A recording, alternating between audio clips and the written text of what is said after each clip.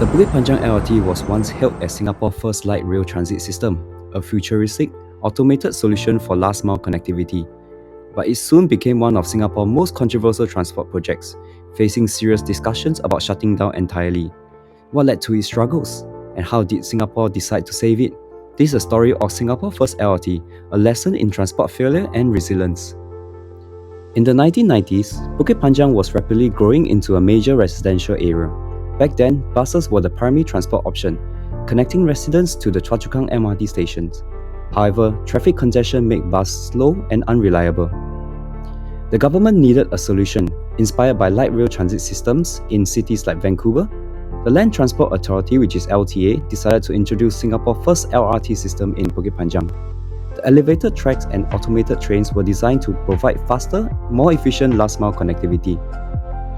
Construction began in 1996, and by November 6, 1999, the Bukit Panjang LRT was officially launched. But from the start, the Bukit Panjang LRT faced challenges.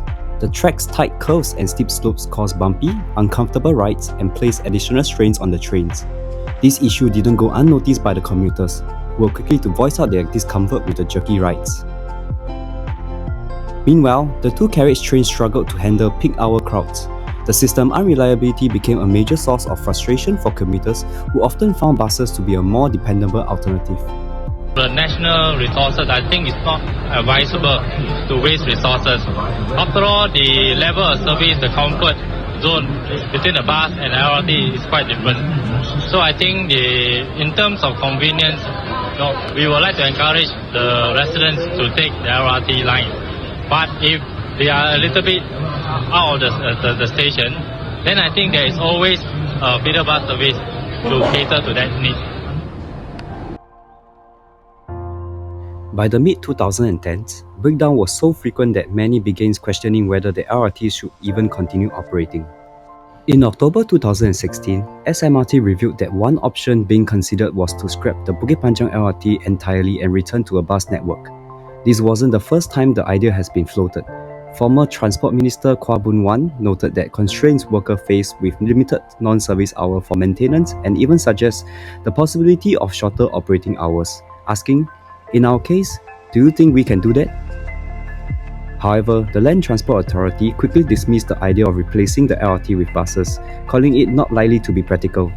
Several members of parliament opposed the plan, arguing that it will increase the road congestion and reduce comfortable access to town centre like Choa Chu Kang. In November 2016, Mr. Khaw announced that the LRT system will be overhauled instead of being abandoned. This decision, however, did not sit well with everyone. Former presidential candidate Tan Kee Lian publicly criticized the state of the system, saying, "It's disappointing to see Singapore in this ridiculous state." Online criticism mounted, with many questioning why Singapore's supposedly world-class transport system had reached this point.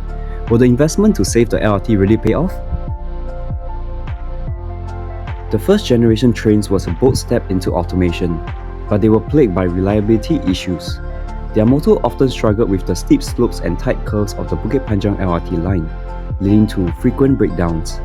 Additionally, the air conditioning system in the trains were rudimentary and not designed to cope with Singapore's tropical climate effectively.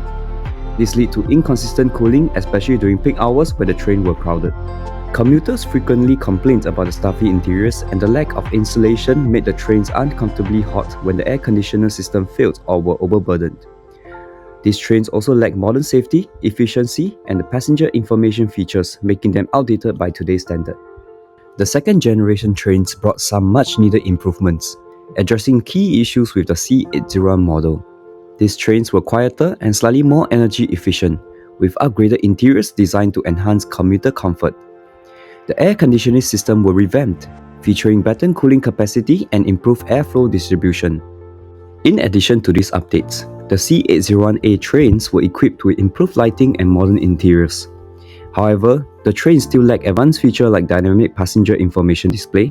Despite enhancement, reliability issue persisted, and the trains continued to struggle with the Bukit Panjang challenging terrain.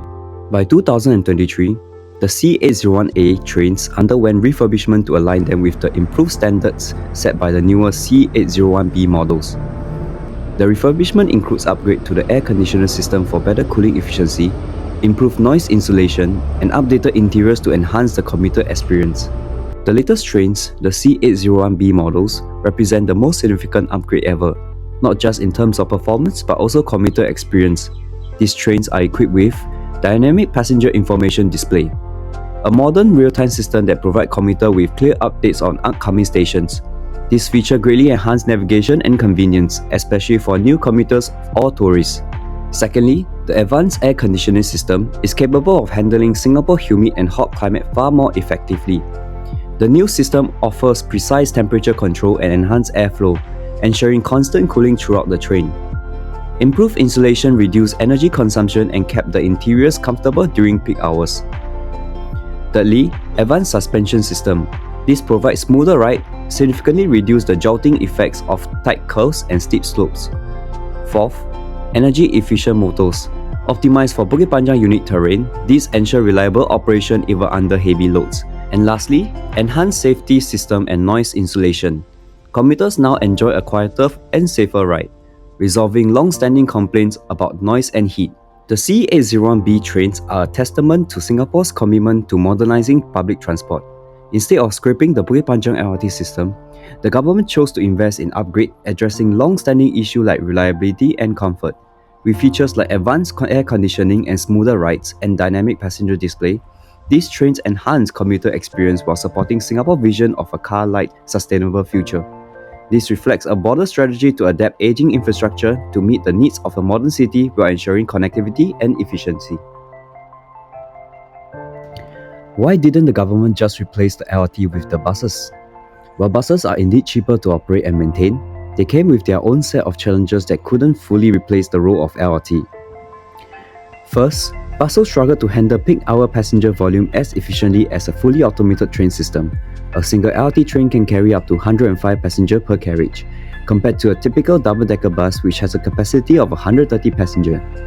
However, an LRT system can dispatch trains more frequently, reducing overall wait times and congestion during peak hours.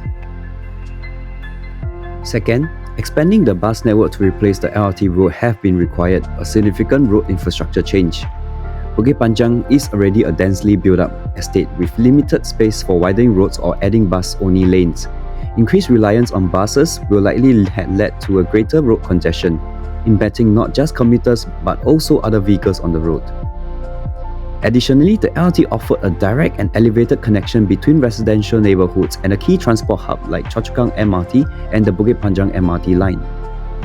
Unlike buses, which are subject to traffic condition, the LRT provided a constant, reliable route free from road delays. This made it particularly attractive for residents travelling to and from town centres. In the end, the decision to invest in the Bukit Panjang LRT line wasn't just about transport.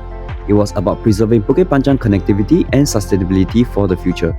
By modernizing the LRT, the government not only addressed current commuter frustration, but also ensured that the estate could handle its own growing population without sacrificing convenience or quality of life. The investments are already paying off. With smoother rides, reduced breakdown, and quieter operation, commuter satisfaction is steadily improving. Additionally, the LTA decision to resume the looping of trains in both the Senja and the Petir directions has further enhanced connectivity and convenience for residents. Things are clearly moving in the right direction. The Bukit Panjang LRT story highlights the complexity of urban transport planning. It's a reminder that while innovation is crucial, practicality and long-term maintenance are just as important. Singapore has turned what was once a source of frustration into a system that is slowly regaining the trust of its residents. Thank you for watching Exploring with Rayson. If you enjoyed this deep dive into the Bukit Panjang LRT history, don't forget to like, comment and subscribe. What do you think? Should Singapore have replaced the LRT with buses? Or was investing its revival the right choice? Let us know in the comments below.